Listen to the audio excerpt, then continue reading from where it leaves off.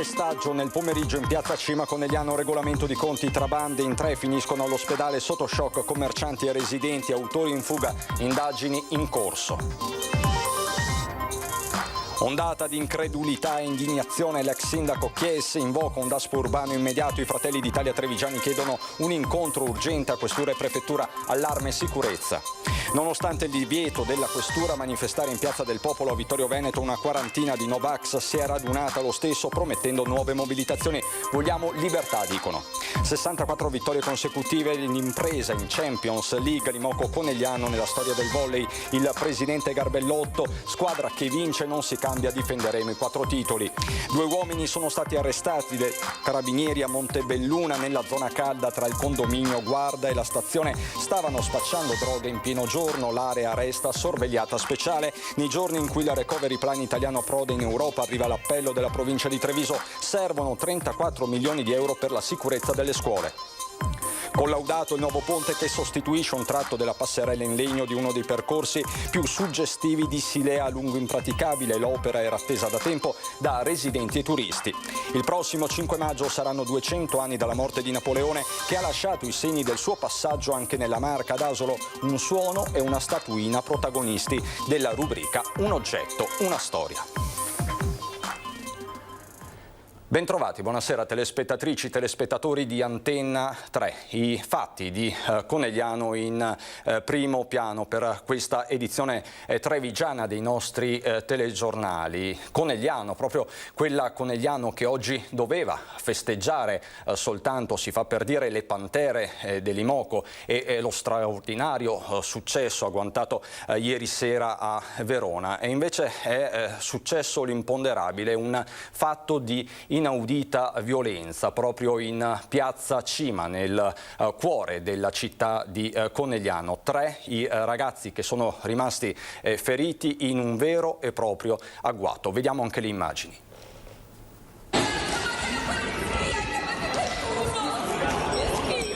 Sono quasi le 3:30 del pomeriggio nella centralissima piazza Cima Conegliano quando si scatena l'inferno, un vero e proprio pestaggio con tombini e mazze da baseball. Le prime sequenze sono quelle di una spedizione punitiva, un regolamento di conti in pieno giorno e davanti a decine di persone intente a godersi la prima domenica in giallo ci sono famiglie e tifosi dell'Imoco che festeggiano l'impresa. L'azione è velocissima, una banda di giovani per lo più di origini macedoni che proviene dalla scalinata degli Alpini si scaglia su altri ragazzi seduti, un connazionale in particolare.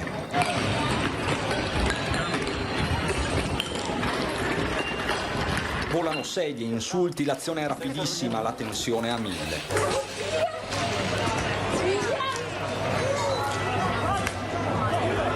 Dei tondini, mazze da baseball e si sono avventati proprio su dei ragazzi seduti nel plateatico del bar teatro in pieno centro, e questi menavano, e i video lo dimostrano, e hanno lasciato per terra una persona piena di sangue, una che non si è alzata più.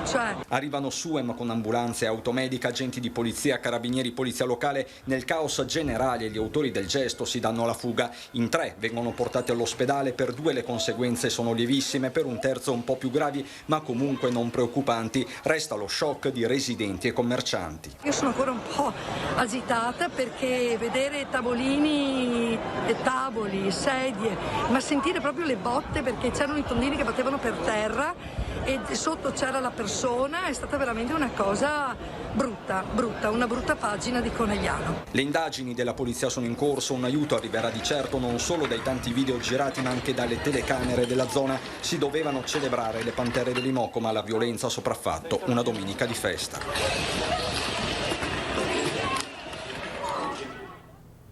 E ci sono le prime reazioni inevitabilmente politiche, come quella dell'ex sindaco di Conegliano Fabio Chies, che chiede un daspo urbano per i violenti. Penso che siano immagini che non rappresentano il nostro territorio e sono immagini che non possono assolutamente esistere. Chiederò al commissario, da cittadino ma soprattutto da politico, di riunire tutte le forze dell'ordine e istituire un tavolo facendo quello che abbiamo fatto l'anno scorso, cioè il DASP urbano per tutte quelle persone che per esempio nella zona del Biscione non si comportavano bene e sono state espulse. Questa è la strada maestra, queste persone vanno allontanate quanto prima, anche perché si sono permesse in pieno giorno, con famiglie presenti nel centro della città, di fare un'azione punitiva che avrebbe potuto coinvolgere anche altre persone, e veramente sono cose che non siamo abituati a vedere e non vogliamo abituarci a vedere sul nostro territorio. A raggiungere il posto nel pomeriggio di oggi, subito dopo i fatti, anche il segretario provinciale di Fratelli d'Italia Giuseppe Montuori. In una città che una volta era tranquilla come Conegliano, oggi abbiamo assistito ad un regolamento di conti in piena regola. Una banda con mazze e tondini ha aggredito delle persone al bar di fronte a famiglie e bambini. Non possiamo permettere noi di Fratelli d'Italia che questo accada. Domani andremo dal comandante della compagnia dei carabinieri, dal comandante del commissariato e segnaleremo al prefetto questo episodio gravissimo per una città che oggi deve riportare la sicurezza dei cittadini al centro. Ecco, la situazione è in evoluzione, le indagini, come dicevamo, sono in corso e i video, non solo quelli che avete visto, ma anche quelli delle telecamere di videosorveglianza sono scandagliati in queste ore, soprattutto dagli uomini della polizia, ma stanno lavorando anche i carabinieri e la polizia locale per un fatto davvero inspiegabile. E da Conegliano a Vittorio Veneto, dove nonostante il divieto della questura nella giornata di oggi, una quarantina di manifestanti si è data appuntamento in Piazza del Popolo Vittorio Veneto a sostegno dell'iniziativa In Piazza per la Libertà, protesta contro le restrizioni anti-Covid che nelle scorse settimane aveva radunato 1 migliaio di persone assembrate senza mascherina a Conegliano, evento che aveva suscitato polemiche e portato anche diverse sanzioni. Oggi la situazione è rimasta sotto controllo grazie anche a un imponente schieramento di forze dell'ordine, polizia, Digos, carabinieri. Gli stessi organizzatori, tra l'altro, ieri avevano annunciato di voler rinunciare al ritrovo, mentre per l'appunto nel primo pomeriggio si sono radunati seppure in poche decine. Siamo venuti per testimoniare, non certo per fare disordini, le parole di Davis Bonaldo, che è il portavoce della protesta di questa iniziativa, presidente del Circolo Trevigiano di Ancora Italia. Oggi pomeriggio, dice Bonaldo, c'è stato negato il diritto a manifestare tutelato dalla Costituzione. È un precedente pericoloso. Tra l'altro è cronaca di questi istanti, ma anche qui per il momento non ci sono particolari tensioni o assembramenti, sono in corso i festeggiamenti per lo scudetto dell'Inter. Ci sono stati attimi un po' concitati a Treviso, così ci riportano diverse testimonianze, ma la polizia locale, i militari dell'Arma e la polizia sono sul pezzo. Per qualsiasi aggiornamento ovviamente restate collegati. E ritorniamo a Conegliano, perché quella di oggi doveva essere solo e soltanto una giornata di festa per un traguardo davvero storico, con le Pantere dell'Imoco che hanno agguantato un titolo europeo meritatissimo e sudatissimo. Ovviamente la città era in festa prima dei fatti che vi abbiamo raccontato.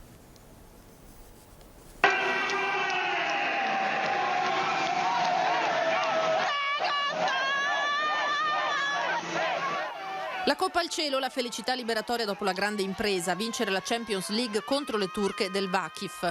64 vittorie consecutive, 4 trofei, Supercoppa, Coppa Italia, Scudetto e Champions League. L'Imoco nell'Olimpo della pallavolo mondiale, Conegliano capitale del volley femminile. Un quarto set al cardiopalma, un tie break partito male, subito riequilibrato, un'immensa Paola Egonu, 40 i palloni messi a terra. Sono super emozionata, felice dopo un anno lunghissimo. Super fiera di me stessa, è stata dura, durissima. La dedico alla mia famiglia, a Conegliano, la prima Champions, sono onorata di essere qui e di averla vinta con loro. Alla mia migliore amica, e a tutti quanti che ci hanno seguito e hanno lavorato per noi.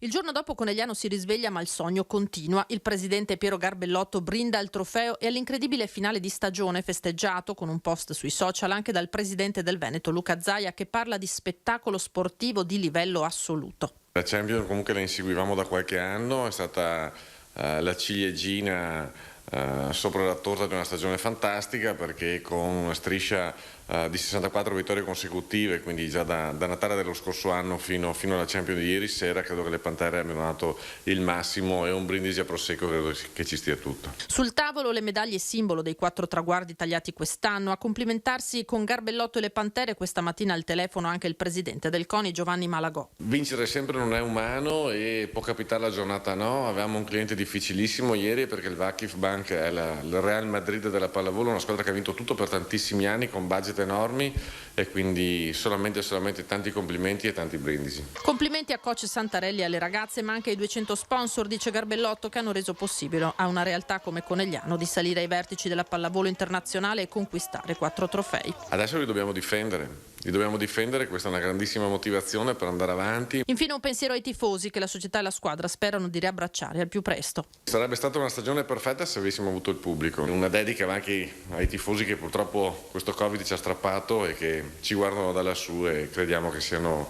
orgogliosi di noi.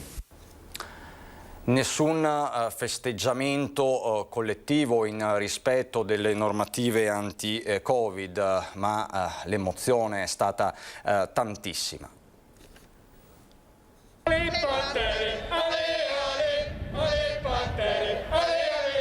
Niente festa per le strade, niente passerella delle neocampionesse d'Europa al Palaverde. I non plus ultras dell'Imoco cantano per le nostre telecamere, uno dei tanti cori che avrebbero voluto intonare ieri a Verona per le loro beniamine, autrici di una stagione da incorniciare. Oggi è stato un risveglio un po' surreale, a dire la verità, non ci credo ancora, però più passano le ore più comincio ad avere consapevolezza che ce l'abbiamo fatta. Quando vivi queste stagioni qua che sono secondo me storiche, quando tu fai la storia della pallavolo mondiale e non solo di quella italiana e non riesci ad essere lì al palazzetto a viverla, è triste, però ce la facciamo bastare così. Purtroppo la situazione richiede la distanza ed è una grande sofferenza, perché alla fine per noi la vicinanza con le atlete, con la squadra è sempre stata una cosa molto importante. All'Imoco Village a Bagnolo, striscioni per salutare il rientro delle giocatrici giallo-blu da trionfatrici dell'ennesima competizione. Per terra i segni della gioia incontenibile che deve aver caratterizzato nella notte il ritorno a casa. Un tifo che si abbina con il sociale, quello sugli spalti del Palaverde, e anche questo mondo, rappresentato da Cuore d'Arena, non contiene la gioia per l'incredibile stagione dell'Imoco. Siamo noi,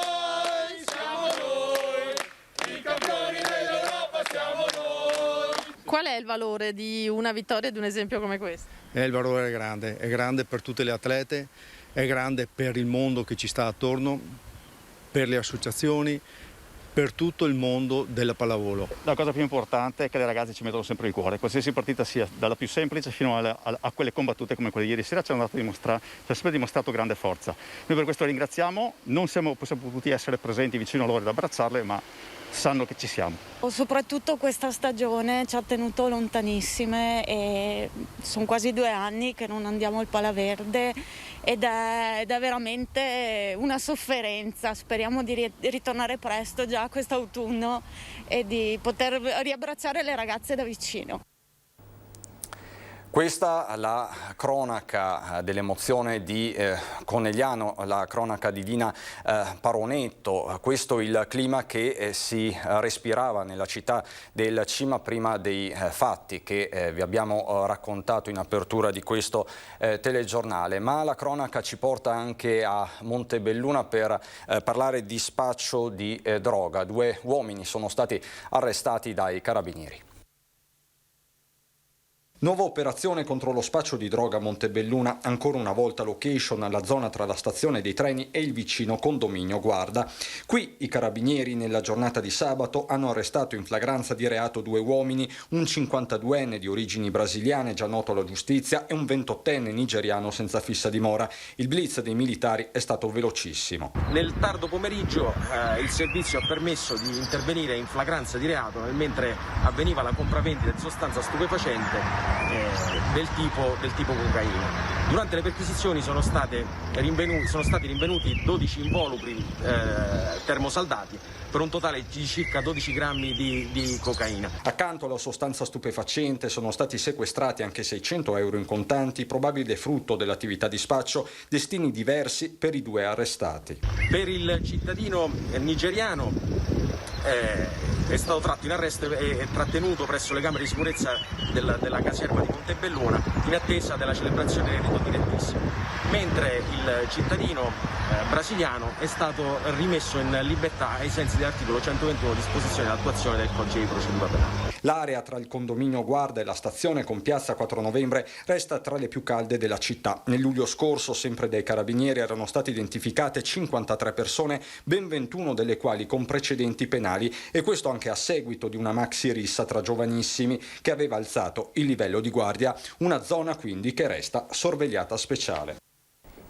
I carabinieri di Crocetta del Montello hanno denunciato per truffa in concorso un quarantenne di Montebelluna aggravato da precedenti penali e il suo complice milanese, che nei mesi scorsi avevano contattato un artigiano di 39 anni residente a Crocetta proponendogli la sottoscrizione di un nuovo contratto per la corrente elettrica e l'acquisto di 3 computer. I 2 truffatori sono riusciti a farsi accreditare 3.000 euro su conto corrente intestato a una società loro riconducibile, senza mai erogare la prestazione e ovviamente senza mai consegnare i computer al malcapitato, che, scoperto il raggiro, si è subito rivolto ai militari dell'Arma. Al termine dell'indagine i 2 truffatori sono stati identificati ma restano al momento a piede libero.